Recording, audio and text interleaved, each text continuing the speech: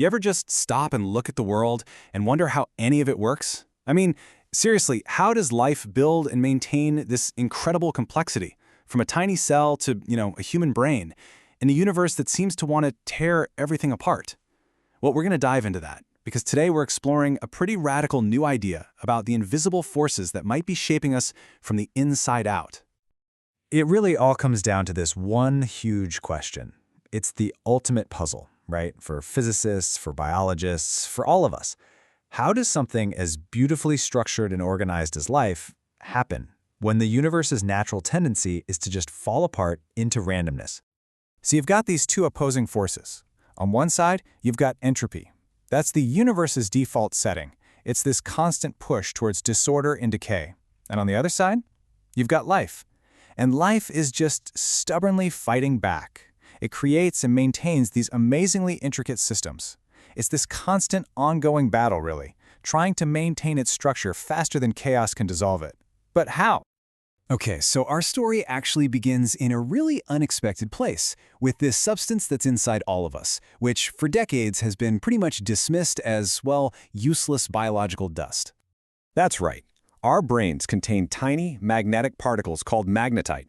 And these aren't just some contaminant from the air we breathe. No, our own bodies make them. That part is a totally established, confirmed scientific fact. The real mystery isn't if they're there, but what on earth are they doing there?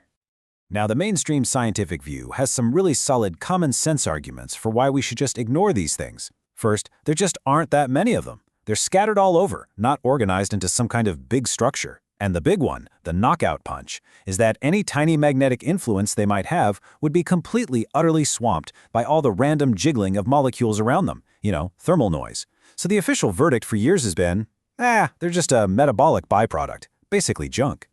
But what if that verdict is just plain wrong? There's a new theory coming out of the world of complexity science that suggests maybe we've been asking the wrong questions all along. Because maybe we're thinking about the very idea of information in the wrong way. So this is the key. We usually think of information as a message, like the words I'm speaking or the code in our DNA. But in physics, information is something much more fundamental. It's just a reduction in uncertainty. Anything, and I mean anything, that narrows down the list of possible outcomes is, by definition, information. Think about it this way. A riverbank doesn't send a message to the water saying, hey, flow this way. It just exists. And by existing, it constrains the river's path. It reduces the river's possible futures from literally anywhere down to somewhere within these banks. Well, this new theory is proposing that some biological structures might be doing the exact same thing, not by sending messages, but by simply creating constraints. So here's how that can create incredible order out of chaos. Imagine a system that has a million different ways it could go. Now, what if you introduce a tiny, super subtle, but persistent influence, a constraint? It's not pushing hard. It's just making some paths a tiny bit less likely than others. You do that millions and millions of times, and that tiny bias starts to add up, guiding the whole system toward a very specific ordered outcome. A tiny nudge, applied over and over, can change everything. And this right here sets the stage for the big scientific showdown. You've got the classical view, which says random noise is king and washes everything else away. And then you have this new complexity view, which argues that these subtle, persistent constraints can actually win out in the end. And the two sides just see the evidence completely differently. The classical view looks at the tiny amount of magnetite and says, see, it's insignificant, not enough to do anything.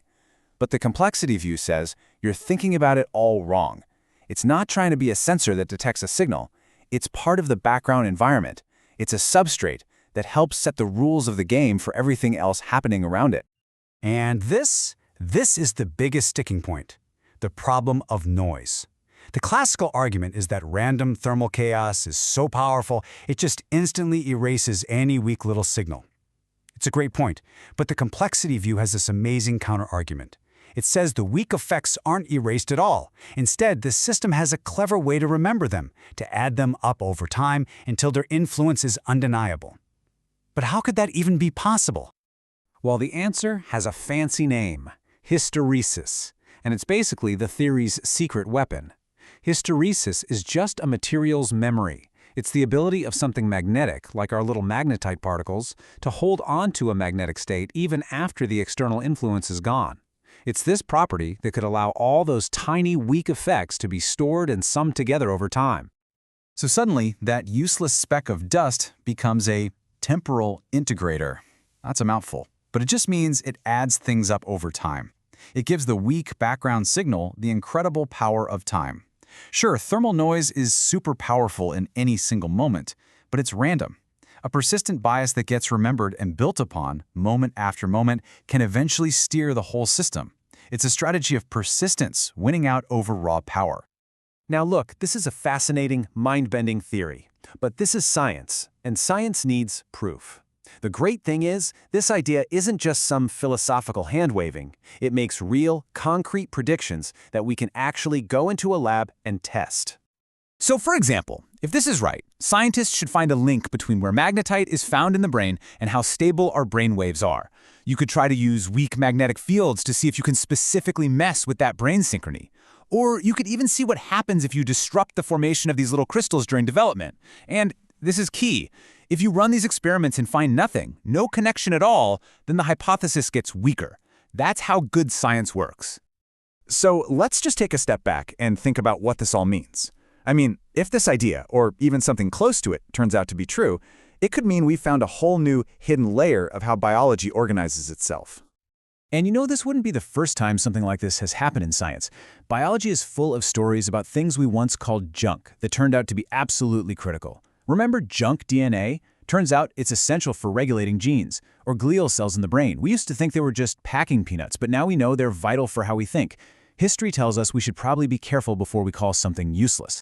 And let's be super clear here. This theory is not saying we have some kind of magnetic sixth sense, like a bird navigating the globe. No, the idea is way more subtle and honestly way more profound. It's suggesting there's an invisible internal architecture, a background field of tiny constraints that helps our entire biological system hold itself together and maintain order against that constant pull of chaos. And that just leaves you with this one last, incredible thought.